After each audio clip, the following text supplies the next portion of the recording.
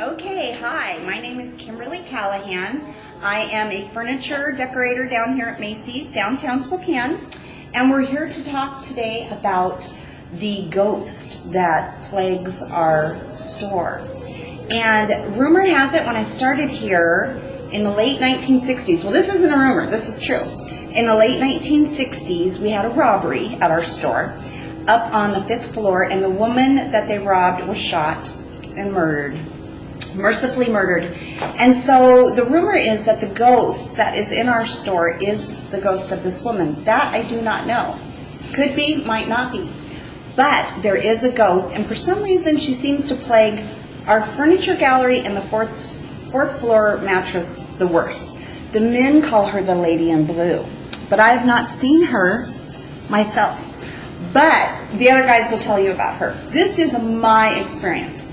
When I first began down here, I'd be by myself and I could hear noises over on that side of the gallery. So I would go over there and there would be nobody there. So I try to figure in my head, okay, it's the walls are clicking, it's something electric, you try to figure out what it is in the natural because you don't think it's something freaky. So I had been here about a year. Well, first, I closed one night. Everything is dark. Everything is shut off. The next morning, I open. We have motion detectors, so nobody can be in the building or the alarms go off. So the next morning, I come in. This table we stop is completely full of vases. There's no room. Just vases, vases, vases. My boss stops and he goes, "What the heck are you doing with all these vases?" And I said, "Boss, I didn't put those vases there. I'm not going to put those vases there." So I thought that was odd. I'm like, how could this possibly have happened since I closed the night before? No vases. Next morning, all vases. So I thought, okay, that's kind of strange. So I just chalked it up to a funny little story. Could be the ghost. Then, one day, we have this bathroom at the front of the store. It's condemned. We're really not supposed to use it. But if we have to go really bad, we will. It's so bad that when it snows, the snow comes through the walls. So I'm helping customers. I had a little break, had to go potty. So I ran back here to the condemned bathroom. This is where it gets really good. So we come in here. Nobody knows it's back here. Only my partner Jeff and I use it. Creepy, creepy back here. So I run back here to go potty really fast. Kind of like an old school lavatory. This is it. See the ceiling? See how condemned it is? So I go into the first little stall here to go to the bathroom. I shut the door, I go potty. I stand up, and I'm doing my little buttons, and all of a sudden, a woman right on the side of the door says, "Hello." And so I was like, oh my gosh, how embarrassing. A customer has followed me back into this condemned bathroom. So I did my buttons real fast, and I opened the door, and she wasn't here. So then I was like, oh, she's probably embarrassed, and she ran outside. So I came out, running after her, and when I got out here, no customer around. So then I was really creeped out, because I knew that I had heard her. But, again, I thought maybe I'm hearing something through the pipes or something. So I'm trying to excuse it, but I found it very odd. And I told all the other employees, and they were teasing me about this voice that said hello. So then about 3 hours later, I was getting ready to go on my lunch. So I had to come over to this end, another kind of condemned area. This building is actually from 1904, this half of it, so it's very old. So I go in here. Secret code you can't see because you might want to come in. And this is where we put our coats. So I grab my coat off the wall and I'm putting my buckle on, and right here behind me she does it again. She goes, "Hello." And I was like, oh. So then I knew it was the ghost because now I'd heard her twice, nobody around in the same day. Then, and I'll let my partner tell his stories.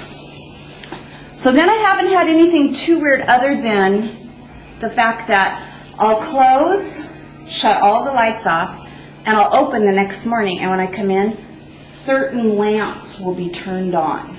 And again, people cannot be in the building because the alarms would go off because the motion detector, so lights just randomly turn themselves on. Okay, so that was my really beginning of the ghost, where I knew she really was in existence down here, was hearing her speak to me. Now my middle daughter, she's 26, she told me that I should go into the bathroom and try to communicate with the ghost. So I did that for about 2 weeks. I'd go into the bathroom and go, hello. Then I decided I was a little bit of a freak, so I quit doing that. So the other night, on Sunday night, we close at 6, I shut all the lights off. I'm the last one leaving the building down here. Come with me, let me show you. For some reason, she decided to communicate again with me. Okay, so I've shut all the lights off. It's pitch dark down here. All I've done is left enough light to see to punch out on my register. So I grab my purse and I grab my coat and I go right up these stairs because I'm leaving the building. I got right here, and right behind me in the pitch dark, the ghost, I'm not a good whistler, but the ghost goes, uh-oh, I can't whistle. Really loud, right behind me. I was right here. So I turned around and I was like, oh my gosh, but there was nobody there. So I looked around because I thought, did my boss hide to scare me? And I looked around and there was nobody there. So then I came over here and I went to go back up the stairs and I was like, it did it again. Right there. So then I was scared. I ran to the top of the stairs, and there was my boss that I thought might be hiding over at the elevator, but there was another employee right there, and I said, did somebody just whistle up here because I thought maybe it carried down? And she said no, so then I knew it was the ghost. That is my story of the ghost. On multiple occasions, through my peripheral vision, I've seen people walk through my department. Multiple times, over and over, walk back and forth through my department and turn, and there was never a customer on the sales floor. After asking other people, they've had the same experience with this in the same area.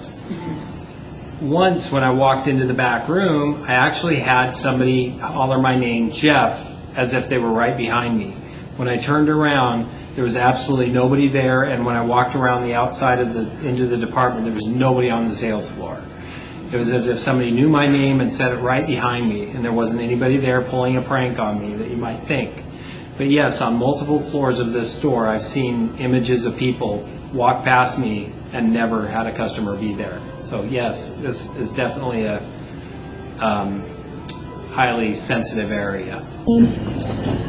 Okay, so sometimes when I'm working late at night here, I'm working at the computer, and out of the corner of my eye, I'll see this like woman figure, kind of like flowing across over toward the corner with like dark hair, kind of a cape or something, maybe a big dress, and then I'll go over there and nobody's there. Okay, so we've talked to some of my coworkers who agreed that they do see people walking by and they feel the experience of somebody there. They hear whistling, they hear their names being called. Some of the people who've been here the entire time, that is management, wanted us to say, yes, they believe there is something behind it, but for legal reasons, they couldn't be on camera. So unfortunately, we can't get some of the people that have been here for a long time. But indeed, I can say this building is haunted.